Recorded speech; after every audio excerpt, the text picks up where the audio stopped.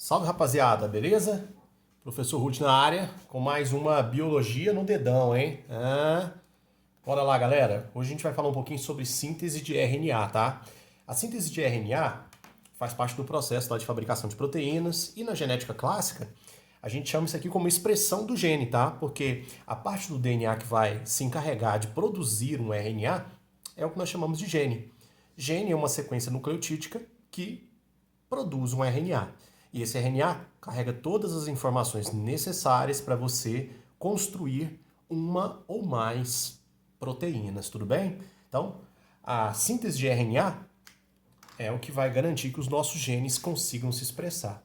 Bom, no processo de fabricação de proteína, isso aqui ficou conhecido como transcrição. Escreva lá se você estiver anotando. Transcrição, tá? É o processo de produção dos nossos RNAs. Lembra que nós precisamos de 3 tipos diferentes de RNAs para fabricar as nossas queridas proteínas, tá? A gente tem o RNA que carrega a mensagem, conhecido como RNA mensageiro. A gente tem o RNA que transporta os aminoácidos, chamado de RNA transportador, e o RNA que vai se associar com proteínas para formar os ribossomos, o RNA ribossômico. Então, são 3 tipos diferentes de RNA que nós usamos na síntese de proteína, tá? Existem outras formas de RNA que não são tão importantes para essa aula, tá? Eu quero que vocês foquem a atenção nesses RNAs. Bom, a forma de produção desses RNAs é exatamente a mesma, a transcrição é a mesma, tá bom?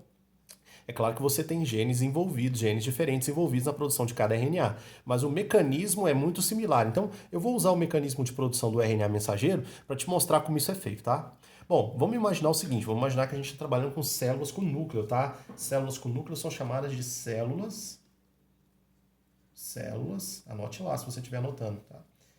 Eucarióticas. Células eucarióticas são as células que têm núcleo, tá bom?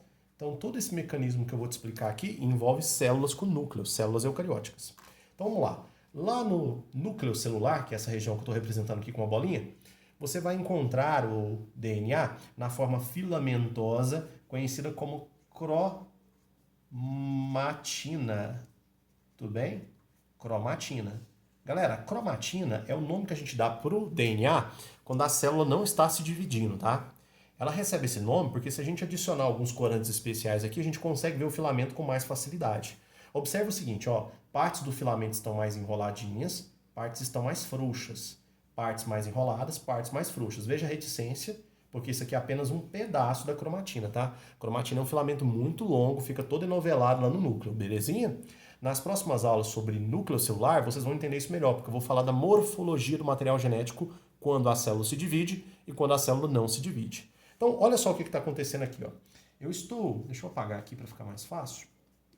Deu uma sombra aqui desnecessária, mas dá para vocês acompanharem aí sem problema. Eu estou ampliando aqui com a cetona grande. A cetona grande significa uma ampliação. Estou ampliando esse pedacinho aqui da cromatina que está mais frouxo, mais desenrolado, tá? Para quem gosta de detalhes, esse pedacinho aqui mais frouxo, mais desenrolado, é onde os genes estão ativados, tá? Genes são aquelas sequências nucleotídicas que são responsáveis por fabricar os RNAs, tá? Esta região ela é conhecida como eucromatina, tá? Então eu estou fazendo uma ampliação da eucromatina. E olha só quem que aparece quando eu faço ampliação, um filamento da dupla hélice aqui, ó, melhor dizendo, né, a dupla hélice, o modelo de DNA que a gente já estudou, tá? Um pedacinho aqui, uma sequência que nós vamos chamar teoricamente de quê, pessoal? De gene. Então você está vendo aqui uma ampliação do gene. Bom, qual que é a ideia aqui? Você está vendo que tem uma setinha indo e uma setinha voltando? É você entender que o gene, tá, que é formado aqui pela dupla fita do DNA, ele desnatura, ele some dessa configuração original aqui, depois ele volta, tá? Ele desnatura e renatura, tudo bem? Como desnaturar? Eu tenho que romper aqui as pontes de hidrogênio para afastar os filamentos que compõem a dupla fita. Lembra que cada filamento desse aqui é antiparalelo. Então, um filamento está de 5 para 3 e o outro está de 3 para onde, pessoal? Para 5, tá? Eu expliquei isso para vocês quando a gente falou sobre as características de cada ácido nucleico, tanto o DNA quanto o RNA. Então, imagine o seguinte, imagine que vem uma enzima aqui que vai cortar, enzimas são ferramentas que a gente usa nesses processos, tá? Vai cortar aqui, ó, as pontes de hidrogênio ou as ligações de hidrogênio que mantêm as fitas unidas, tá? Lembra que as pontes de hidrogênio são estabelecidas entre as bases nitrogenadas. Vamos fazer aqui um balãozinho para lembrar, ó. As pontes de hidrogênio são estabelecidas entre as bases nitrogenadas. A gente representa as bases com as letrinhas A, T, G, C. Lembra disso? Entre A e T, você vai encontrar 2 pontes de hidrogênio, e entre C e G você vai encontrar quantas? 3 pontes. Então vem uma enzima aqui, ó, cortando as pontes de hidrogênio para afastar os filamentos. A gente vai chamar isso de desnaturação. É uma desnaturação temporária, porque depois as pontes são restabelecidas e aí o DNA volta para a função original, ou melhor, para a forma original, tá? Lembrando que esse pedacinho que a gente está vendo aqui, que vai produzir o RNA mensageiro, a gente chama ele carinhosamente de quê? De gene, tá? Gene é a sequência nucleotídica responsável por fabricar um RNA mensageiro. Então, olha só que legal. Depois que eu rompi as pontes de hidrogênio, isso é feito por uma enzima, tá? As pontes vão se afastar. Dá uma olhada aqui, ó. Tá vendo esses triângulozinhos que eu estou representando aqui? Esses triângulozinhos aqui representam a enzima que é responsável por esse processo. A gente chama essa enzima de helicase. Como é que é o nome dela, pessoal? Helicase. Então, as helicases cortam as pontes de hidrogênio, afastando os filamentos. Os filamentos aqui eu estou representando pela linha preta. Cada pontinho desse aqui que você está vendo no filamento, ó, representa um nucleotídeo. E o nucleotídeo é aquela molécula que nós já estudamos, formado por um açúcar de 5 carbonos, um fosfato e uma base nitrogenada, que pode ser A, T, C, G. Vamos lembrar? A de adenina, T de timina, G de guanina, C de citosina. Bom, o que vai acontecer agora? Uma das fitas vai ser usada como um molde para a fabricação do RNA. Uma dessas fitas vai ser usada como molde. Quem vai usar a fita como molde para fabricar o RNA é uma enzima que eu estou representando aqui com a cor verde. Dá uma olhada aqui para você ver. Ela começa o processo de fabricação aqui, tá vendo que está pontilhado? E caminha nessa direção aqui, ó. Puf! Essa enzima, gente, ela é conhecida como RNA-POL. RNA-POL de RNA polimerase. A RNA polimerase é a enzima que fabrica esse filamento azul que você está vendo aqui, ó. Esse filamento azul aqui, nós podemos chamar ele de pré-RNA. Como é que é o nome dele, galera? Pré-RNA.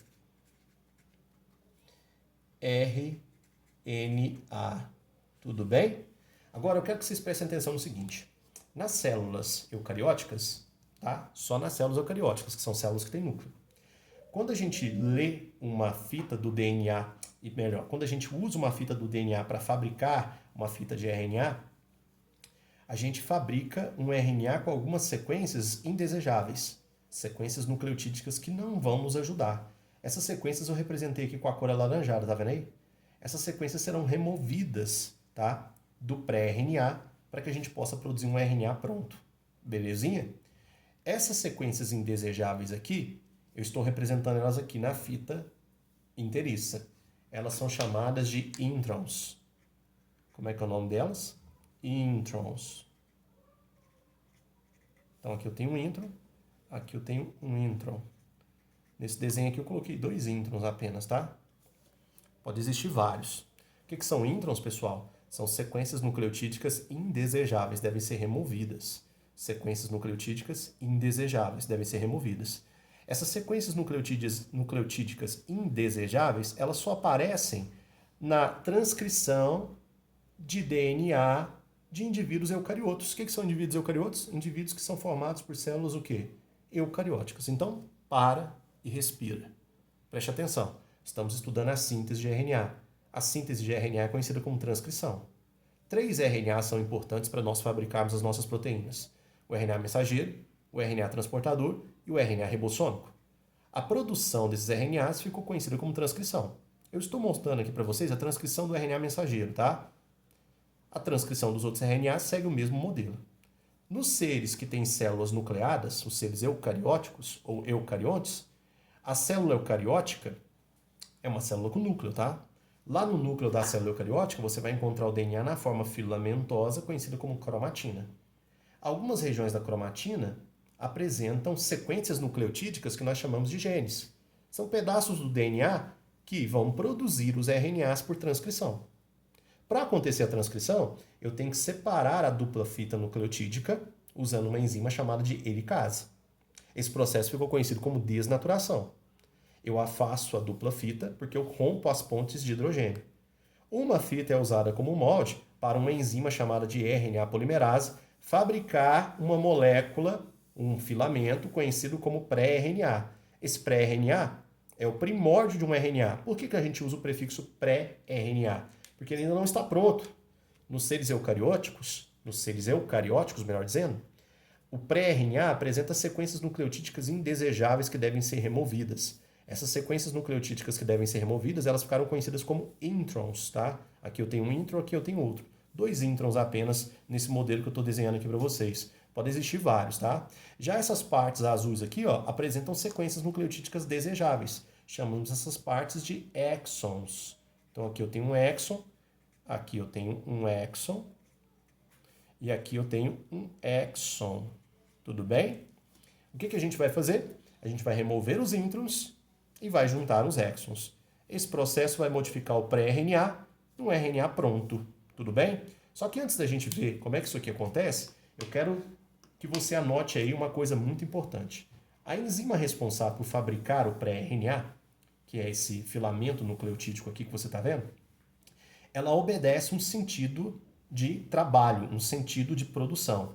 O sentido de produção é de 5 linhas, 3 linhas. Lembra desse sentido, pessoal? A gente estudou isso aqui lá na replicação do DNA, tá? Alguns biólogos chamam esse sentido aqui de sentido da vida. Tudo bem? Sentido da vida. Anote isso, por favor. A RNA polimerase constrói um filamento de pré-RNA do sentido 5 para o sentido 3. Se ela constrói um filamento de RNA do sentido 5 para o sentido 3, ela vai usar a fita 3 para 5 como molde, ok? Se ela vai usar a fita 3 para 5 como molde, olha que interessante. Aqui tem um nucleotídeo, ela coloca outro. Aqui tem um nucleotídeo, ela coloca outro. Aqui tem um nucleotídeo, ela coloca outro. Agora, uma coisa muito importante, tá? Se na fita de molde tiver o nucleotídeo A, ela vai emparelhar com o A a letra U. Ô, professor, o que é isso aqui? U. U é o nucleotídeo com a base uracila. A base uracila, pessoal, ela é a base que substitui a timina. Tudo bem? Substitui a timina no RNA. O que eu estou querendo dizer para você? No lugar de timina, a gente vai encontrar uracila. Então, vamos colocar aqui, ó. Uracila substitui a timina. Então, no DNA você encontra timina. Vamos colocar aqui, ó. DNA. Já no RNA você encontra quem? Uracila. Ficou claro, pessoal? Beleza. Então, vamos lá, então. Eu tenho aqui o gene que vai ser transcrito, tá? Esse gene vai transcrever uma informação genética na forma de uma molécula conhecida como RNA. Eu tenho que desnaturar esse gene rompendo as pontes de hidrogênio. Quem faz isso é a helicase. Essa desnaturação é temporária, por isso que eu coloquei uma seta indo e uma seta voltando. Depois que eu desnaturei, usando as helicases, uma fita vai ser usada como molde para fabricar um pré-RNA. A fita será lida por uma enzima chamada de RNA polimerase. Entenda ler como a enzima usará a fita para poder construir uma fita espelhada, tá? E aí a gente tem o seguinte, o emparelhamento dos nucleotídeos. Se tiver A, emparelha U. Se tiver T, emparelha A. Se tiver C, emparelha G. E se tiver G, emparelha C. Isso vai sendo construído aqui, ó. Ok? A RNA polimerase vai construindo essa fita, sempre no sentido 5 para o sentido o quê? 3. Nos seres que têm células nucleadas, os eucariotos, há formação de um pré-RNA, não de um RNA pronto, tá? Esse pré-RNA tem sequências úteis de nucleotídeos, chamadas de exons, e sequências não desejáveis, chamadas de introns. Essas sequências não desejadas são arrancadas, são tiradas, e a gente vai juntar os exons. Quem vai fazer isso, pessoal, é um conjunto de enzimas que eu estou representando aqui como se fossem tesourinhas. Essas enzimas, esse conjunto de enzimas, ficou conhecido na biologia como spliciosomo. Ó, spliciosomo. Por que ficou com esse nome, professor, spliciosomo? Porque esse processo que você está vendo aqui, ó, de remoção dos introns e colagem dos exons, Nós chamamos de splice. Splice, tá? Como é que é o nome? Splice. Splice é o processo de remoção dos introns e colagem dos exons, tá bom? Quando acontece o splicing, a gente remove as sequências indesejáveis e cola as sequências desejáveis, tá?